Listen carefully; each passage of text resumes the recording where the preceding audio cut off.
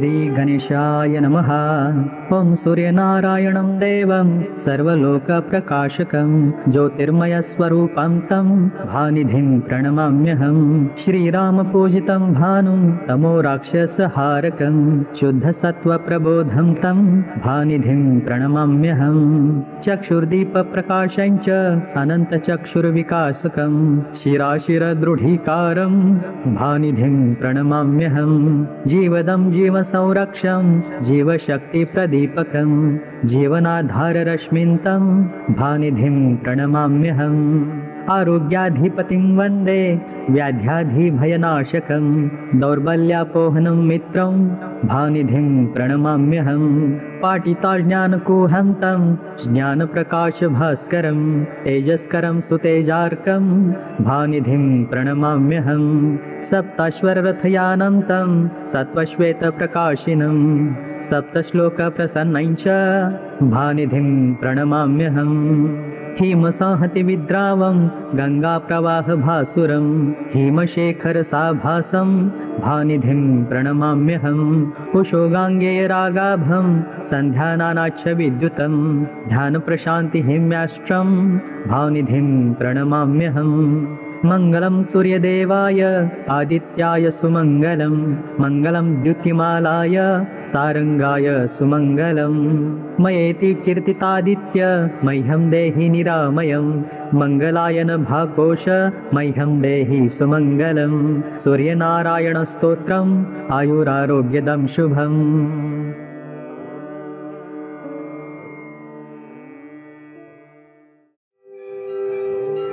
श्रीगणेशाय नमः। ॐ नमामि भक्तवत्सलं कृपालुशीलकोमलं भजामि ते पदाम्बुजम् अकामिनां स्वधामदं। निकामश्यामसुन्दरं भवाम्बुनाथमन्दरं प्रफुल्लकञ्जलोचनं मदादिदोषमोचनं। प्रलम्बबाहुविक्रमं प्रभुप्रमेयवैभवं निषङ्गचापसायकं धरं त्रिलोकनायकं। दिनेशवंशमन्दनं महेशचापखन्दनं मुनीन्द्रसन्तरञ्जनं सुरारिवृन्दभञ्जनं। मनोजवैरिवन्दितं अजादिदेवसेवितं विशुद्धबोधविग्रहं समस्तदोषणापहं। नमामि इन्दिरापतिं सुखाकरं सतां गतिं भजे सशक्तिसानुजं शचीपतिप्रियानुजं। त्वदङ्घ्रिमूले नराः भजन्ति हीनमत्सराः पतन्ति नो भवार्णवे वितर्कवीचिसङ्कुले। विविक्तवासिनः सदा भजन्ति मुक्तये मुदा निरस्य इन्द्रियादिकं प्रयान्ति ते गतिं स्वकं। तमेकमद्भुतं प्रभुं निरीहमीश्वरं विभुं जगद्गुरुं च शाश्वतं तुरीयमेव केवलं। भजामि भाववल्लभं कुयोगिनां सुदुर्लभं स्वभक्तकल्पपादपं समं सुसेव्यमन्वहम्। अनूपरूपभूपतिं नतोऽहमुर्विजापतिं प्रसीद मे नमामि ते पदाब्जभक्तिदेहि मे। पठन्ति ये स्तवम् इदं नरादरेण ते पदं व्रजन्ति नात्र संशयं त्वदीयभक्तिसंयुताः।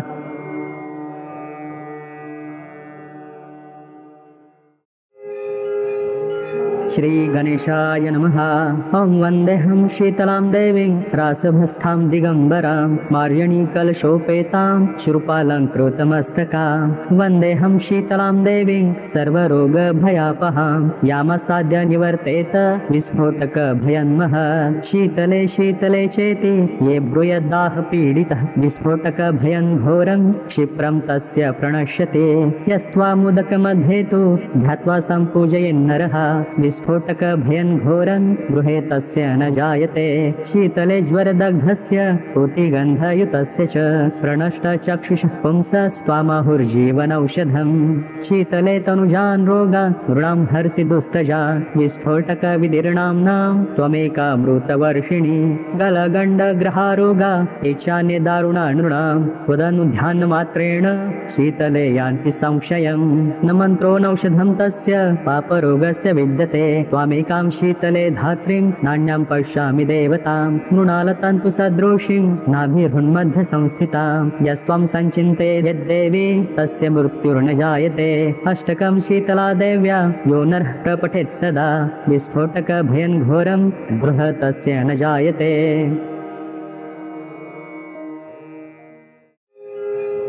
श्री गणेशाय नमः। ओम ओंकार रूप शरणाश्रय सर्वसुनो शृंगार वेश सकलेश्वर दीन बंधो संतापनाशन सनातन शक्ति हस्त श्री कार्तिकेय मम देहि करावलंबम। पंचाद्रिवास सहसासुर सैन्यनाथ पंचामृत प्रिय गुहा सकलाधिवास गंगेन्दु मौलि तनय मैल वाहनस्थ श्री कार्तिकेय मम देहि करावलंबम। आपद्विनाशक कुमारक चारुमूर्ते तापत्रयांतक दयापार तारकारे आर्ताभयप्रद गुणत्रय भव्य राशे श्री कार्तिकेय मम देहि करावलंबम। वल्लीपते सुकृतदायक पुण्यमूर्ते सर्वलोकनाथ परिसेवित शंभुसुनो त्रैलोक्यनायक षडानन भूतपाद श्री कार्तिकेय मम देहि करावलंबम। ज्ञान स्वरूप सकलात्मक वेद वेद्य ज्ञान प्रियाखिल दुरंत महावनाग्ने दिनावन प्रिय निरामय दान सिंधो श्री कार्तिकेय मम देहि करावलंबम।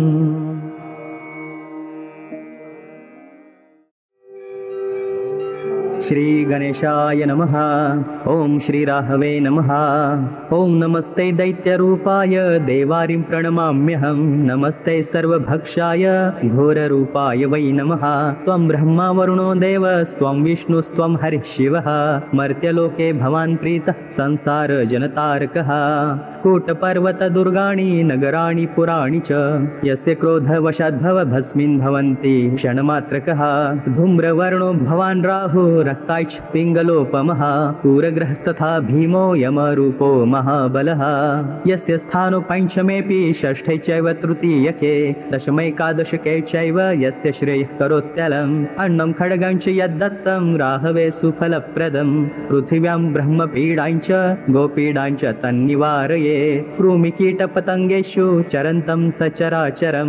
गोदानं भूमिदानं च ह्यन्नं वस्त्रं च दापयेत्। सवर्णरोप्यदानं च कन्यादानं च तक्षणा एतद्दानं च सम्पूर्णं राहुमोक्षकरं नृणाम्। अस्य स्तोत्रस्य महात्म्याद् राहुपीडा विनश्यते। रक्तशो धूम्रवर्णो भू विजितारि महार्बलः। अबाहुञ्चान्तरिक्षस्थ्यः स राहुः प्रियतां मम।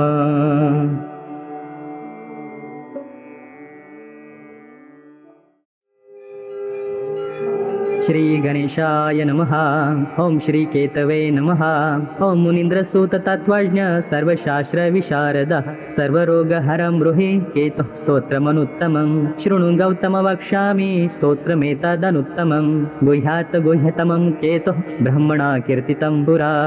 आद्यः करालवदनो द्वितीयो रक्तलोचनः तृतीयः पिङ्गलाक्षश्च चतुर्थो ज्ञानदायकः पञ्चमः कपिलाक्षश्च षष्ठः कालाग्निसन्निभः सप्तमो हिमगर्भश्च धूम्रवर्णोऽष्टमस्तथा नवमः कृतकण्ठश्च दशमः नरपीठगः एकादशस्तु श्रीकण्ठः द्वादशस्तु गदायुधः द्वादशैतो महाक्रूरः सर्वोपद्रवकारकः पर्वकाले पीड्यन्ते दिवाकर निशाकरो नाम द्वादशकं स्तोत्रं केतोरेतन्महात्मनः पठन्ति येन्वहं भक्त्या केतुः प्रसीदते। कुलुप्तधान्ये विलिखेत् षट्कोणमण्डलं शुभं पद्ममष्टदलं तत्र विलिखेत् च विधानतः। नीलं घटं च संस्थाप्य दिवाकरनिशाकरो केतुं च तत्र निक्षिप्य पूजयित्वा विधानतः। स्तोत्रमेतत् पठित्वा च ध्यायन् केतुं वरप्रदं ब्राह्मणं श्रोत्रियं शान्तं पूजयित्वा कुटुम्बिनं। केतुः करालवक्त्रस्य प्रतिमां वस्त्रसंयुतां कुम्भादिभिः च संयुक्तां चित्रातारे प्रदापये।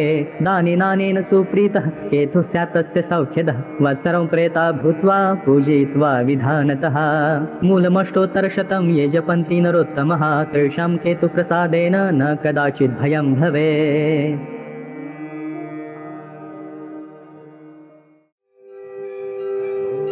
श्री गणेशाय नमः।